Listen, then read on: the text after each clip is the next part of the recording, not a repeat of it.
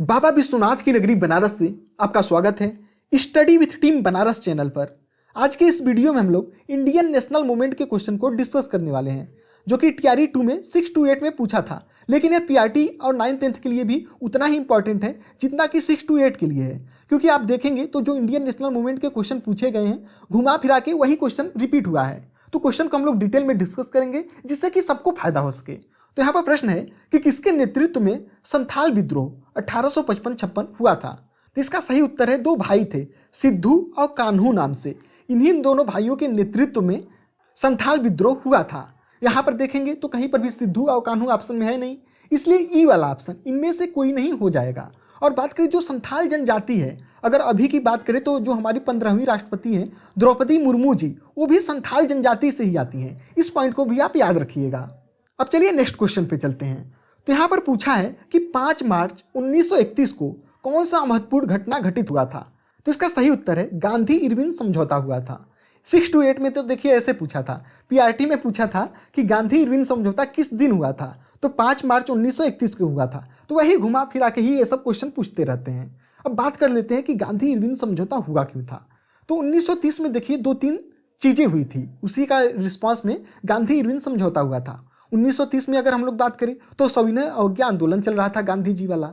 उसी के साथ ही 1930 में ही जो साइमन कमीशन था, इसने अपना रिपोर्ट सौंपा था और इसी रिपोर्ट को लेकर के ही प्रथम गोलमेज सम्मेलन हुआ था लंदन में। और लंदन का पीएम कौन था, तो रैमसे मैकडोनाल्ड था। उसने बुलाया था भारतीय लोगों को। लेकिन यहाँ पर चूंकि देखिए सविनय अवज्ञा आंदोलन चल रहा था, तो गांधी जी और भारत की जनता कहाँ पर थी, बिजी थी इंडिया में सविनय अवज्ञा आंदोलन में।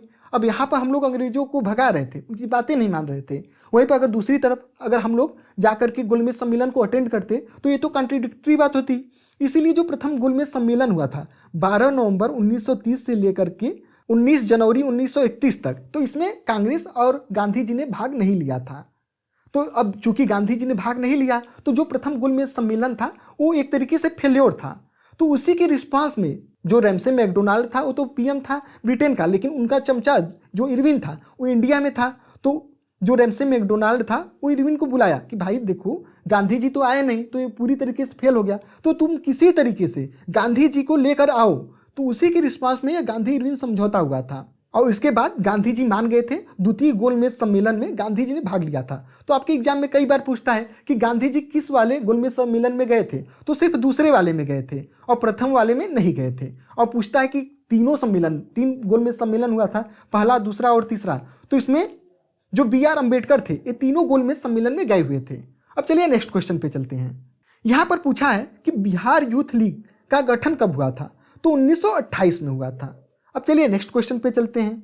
यहाँ पर पूछा है कि 6 अप्रैल 1930 को चंपारण में नमक सत्याग्रह का नेतृत्व किसने किया था, तो बिपिन बिहारी वर्मा ने किया था। इसी तरीके से एक बार पूछा था कि भागलपुर में नमक सत्याग्रह का जो नेतृत्व किसने किया था, तो भागलपुर में महादेव लाल सर्राफ ने किया था। और मुंगेर में किसने किया था, तो श्री कृष्ण सिंह ने किया था।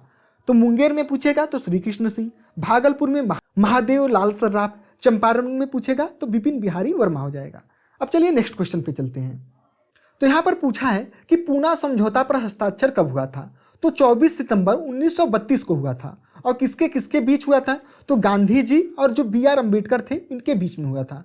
BR अम्बेडकर चाहते थे कि दलितों के लिए एक पृथक निर्वाचन मंडल का अलग से मांग कर रहे थे, लेकिन गांधी जी ने कहा कि नहीं, दलितों को अलग मत करिए, बल्कि हम लोग क्या करेंगे, हिंदुओं के अंतर्गत ही जो दलित हैं उनको अलग आरक्षण दे देंगे।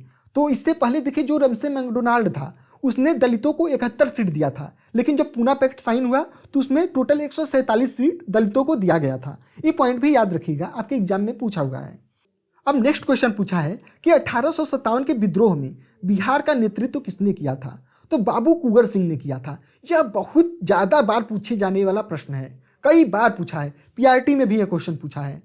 अब चलिए नेक्स्ट क्वेश्चन पे चलते हैं कि भारतीय राष्ट्रीय कांग्रेस के किस अधिवेशन में चंपारण समस्या चर्चा का विषय बना था।